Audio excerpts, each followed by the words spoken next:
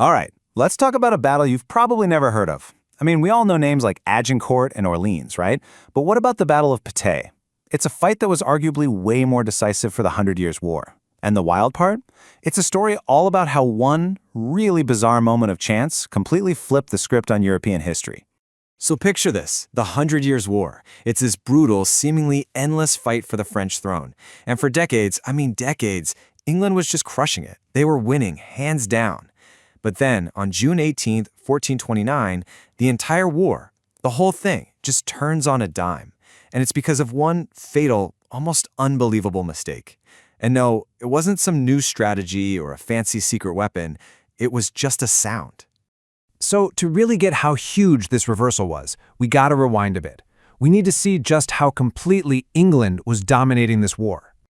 What's so fascinating about this whole period is the English war machine. Seriously, at battles like Crécy and Agincourt, their longbowmen were just unstoppable. I mean, they could unleash this absolute storm of armor-piercing arrows that would just shred the famous French knights before they could even get close.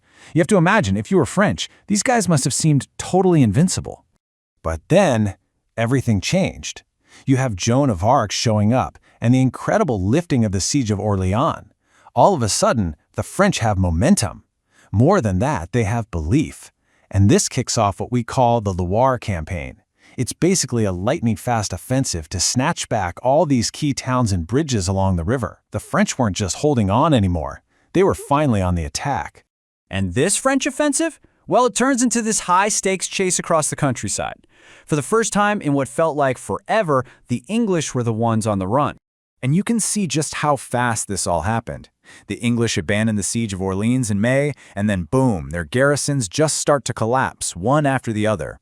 Jargeau gets stormed, Beaugency is besieged, and by June 18th, the main English army is in a full-blown retreat. The French are nipping at their heels, and you know they can smell blood in the water. Okay, and this is where leadership becomes absolutely crucial. On the English side, the commanders are split. You've got John Talbot, who's aggressive, he wants to stand and fight, but then you've got John Fastolf, who's way more cautious, and he can see that this is a really dangerous situation. Meanwhile, for the French, you have these two guys leading the charge, La Hire and Xaintrailles, and they are all in, aggressive, confident, and ready to make a move. That difference in attitude? Yeah, that's going to be a huge deal. So, what was the English plan here? Well, it was the same old playbook, the one that had worked for them for like 100 years. But what they didn't count on was this perfect storm of strategy, some really bad luck, and a wandering deer. The English strategy was simple, mostly because it was just so brutally effective. Maybe they got a little too confident, you know?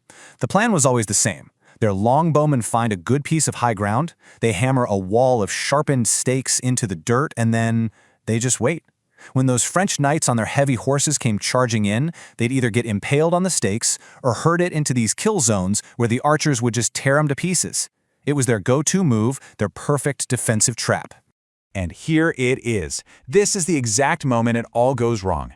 You've got 500 English archers moving to set up this exact trap in a hidden spot. And right then, a stag just wanders out of the woods.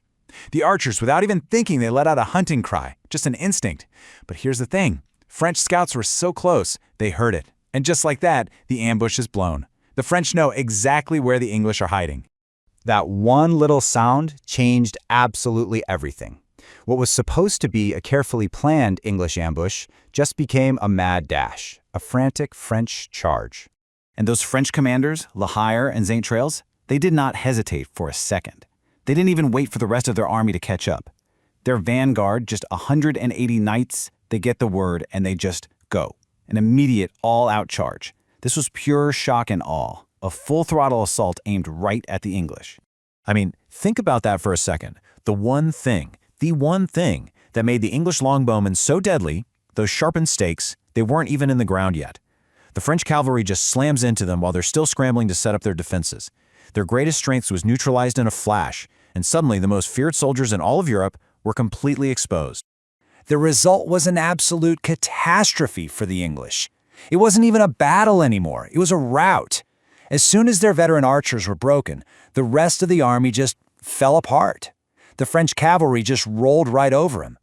By the time the dust settled, something like 2,500 of England's best soldiers were either dead on the field or captured. And the French? How many did they lose? About 100. 100. This wasn't a battle, it was an annihilation. The numbers just tell the whole story, don't they? A perfect, lightning-fast attack against an enemy caught completely, totally off guard. So let's just look at the final scorecard here. For England, it's a total disaster. They didn't just lose bodies, they lost thousands of their irreplaceable veteran longbowmen. I mean, these are guys that take years to train. And to make matters worse, their entire leadership on the field, Talbot, Scales, Remston, all captured. The army was just shattered. For France, it's the complete opposite. Morale is through the roof, and suddenly victory looks like it's actually within their grasp. But the impact of this one battle goes way, way beyond the field. Patay wasn't just about winning a fight. It was about unlocking the entire future of France. You see, the consequences were immediate and absolutely devastating for the English. Their main army in the region was just gone. So the French faced almost zero resistance. They just swept through the Loire Valley, taking back town after town. And the big prize? The road to the city of Reims was now completely open.